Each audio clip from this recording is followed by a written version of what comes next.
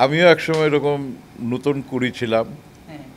এখন সেই কুড়ি থেকে যেখানে আমি গিয়েছি, এখন আমার যে অবস্থানটা, তো এখন আমি সেই কুড়ি থেকে ধীরে ধীরে ধীরে ধীরে যে আমাদের বেড়ে ওঠাটা, সেই বেড়ে ওঠা একটা জীবনের যে গল্প, বিরাট বড় একটা রাস্তার ভিতর দিয়ে আমরা পথ চলে আজকের এই অবস্থানে এসেছি, যেখানে দেশ, মানুষ আমাদের এই অভিনয় দেখেছে, সিনেমার পর্দায় দেখেছে, টেলিভিশনের পর্দায় দেখেছে, মঞ্চে দেখেছে।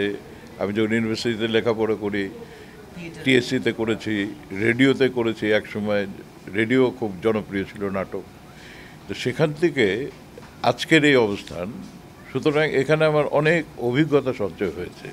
সেই অভিজ্ঞতার আলোকে একটা নতুন কুড়ি সে তার প্রতিভাকে কতটুকু বিকশিত করতে পারবে, এই পরিমাপটা আমি মনে করি যে আমাদের মতো যারা এখন পরিণত, তারা সেটা একটু দেখভাল করতে পারে, একটু তাদেরকে উপদেশ দিতে পারে, সাহস দিতে পারে, এবং ধীরে ধীরে তারা যেন আমাদের দেশের, বাংলাদেশের যে সমস্ত সংস্কৃতির বিভিন্ন শাখা প্রশাখা আছে, আমি বলতে চাচ্ছি অভিনয়, নাচ, গান, কবিতা আবৃত্তি করা কিংবা গল্প বলা, যেটাই হোক না কেন, তো সেটা সম্পূর্ণভাবে বিকশিত যাতে হয়। কারণ এটা ধীরে ধীরে ধীরে ধীরে প্রত্যেকেরই স্থান পরিবর্তন করতে হবে।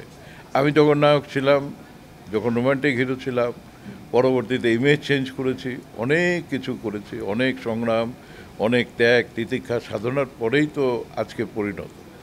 সুতরাং এই চেঞ্জ ওভারে যেন আমাদের এই সে সমস্ত ছোট ছোট ছেলেমেয়েরা, তারা প্রতিভা নিয়ে যারা জন্মলগ্নে যারা আসে, তারা যেন বিকশিত হতে পারে, তাদেরকে যেন পথ দেখানো যায়, সেই কাজটি এখন আমি মনে করি আমাদের করা উচিত। যারা অভিনয় শিল্পী হবেন, সিনেমায় যারা অভিনয় শিল্পী হবেন, তারা তো ছোট অবস্থান থেকেই তারা তৈরি হবে। অতীতে আমরা দেখেছি অনেকেই নতুন কুড়ি থেকে তারা এসেছে এবং ভালো করেছে, এবং দেশ এবং জাতির কাছে তারা অত্যন্ত পরিচিত, জনপ্রিয় মুখ। তো এই 25 বছর পরে, 25 বছর আগের থেকে ধারাবাহিকভাবে চললে, সেই 25 বছর যাবৎ যে সমস্ত শিল্পীরা, তারকারা তৈরি হতে পারত, সেখানে কোনো গ্যাপ সৃষ্টি হতো না। এখন আমরা একটা নাটক করতে গেলে হয়তো সেই চরিত্র অনুযায়ী সেরকম জনপ্রিয় শিল্পী পাই না, একটা চরিত্র অভিনেতা পাই না। কিন্তু আগে সবসময় এটা ধারাবাহিকতা থাকার কারণে যারা পরিচালক ছিলেন, তারা সবসময় তাদের নাটক, সিনেমা করার জন্য শুধু তো নায়ক নায়িকা হলে চলবে না, চরিত্র অভিনেতা লাগবে, বাবা লাগবে, শ্বশুর লাগবে, ভিলেন লাগবে, অনেক কিছুর প্রয়োজন পড়বে। তো সেই সমস্ত শিল্পীগুলোর অভাব হচ্ছে। আমি মনে করি এই নতুন কুড়ির মাধ্যমে সেই অভাবটা পূরণ হবে, এবং আমরা এক ঝাঁক এই নতুন শিল্পী পেয়ে যাব, এবং তাদেরকে যদি আমরা নার্সিং করি, তাদেরকে যদি ঠিকমতো ব্যবহার করি, তাহলে পরে আমাদের এই শূন্য স্থানটা পূরণ করবে এই নতুন কুড়ির ছেলেমেয়েরা। আমাদের যে সময়টা ছিল সেটা ছিল একটা অ্যানালগ পিরিয়ড। এখন এই প্রযুক্তির কারণে, আকার সংস্কৃতির কারণে এখন তো কিন্তু কোনো বাউন্ডারি ওয়াল নাই। এখন আমাদেরকে প্রতিযোগিতা করে টিকতে হবে সারা বিশ্বের সাথে। অবশ্যই আমাদের নিজস্ব সংস্কৃতিকে নিয়েই আমাদের প্রতিযোগিতা করতে হবে।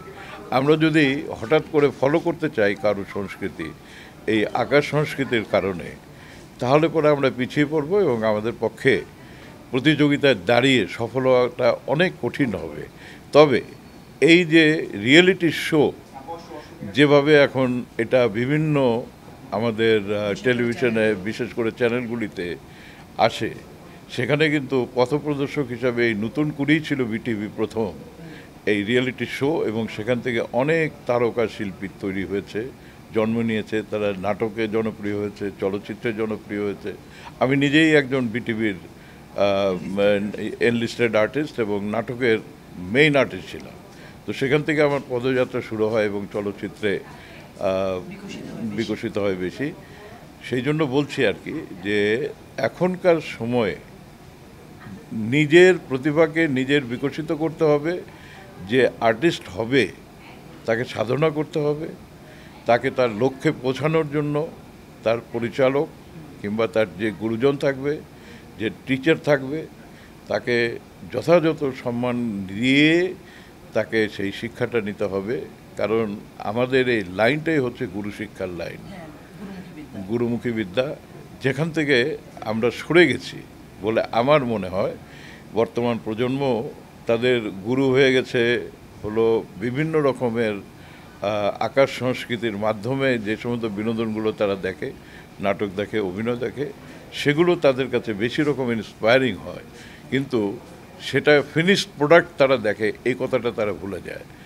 আমাদের এখন বড় পর্দায় ফেরার মধ্যে সবচাইতে প্রবলেম হচ্ছে যে আমাদেরকে ব্যবহারকারী পরিচালকই তো আমাদেরকে ব্যবহার করেন, প্রযোজকরা ব্যবহার করেন, কিন্তু আমাদেরকে ব্যবহারকারী যেহেতু নাই বলেই মনে হয় আমার কাছে।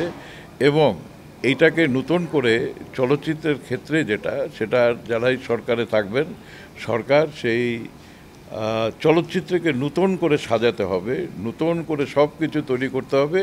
কারণ অ্যানালগ সিস্টেমের ভিতর দিয়ে এদেশের চলচ্চিত্র জন্মগ্রহণ করে এবং জনগণের হৃদয়ে প্রবেশ করে যায়, এবং এটা ছিল একটা সর্ববৃহৎ পারিবারিক বিনোদন।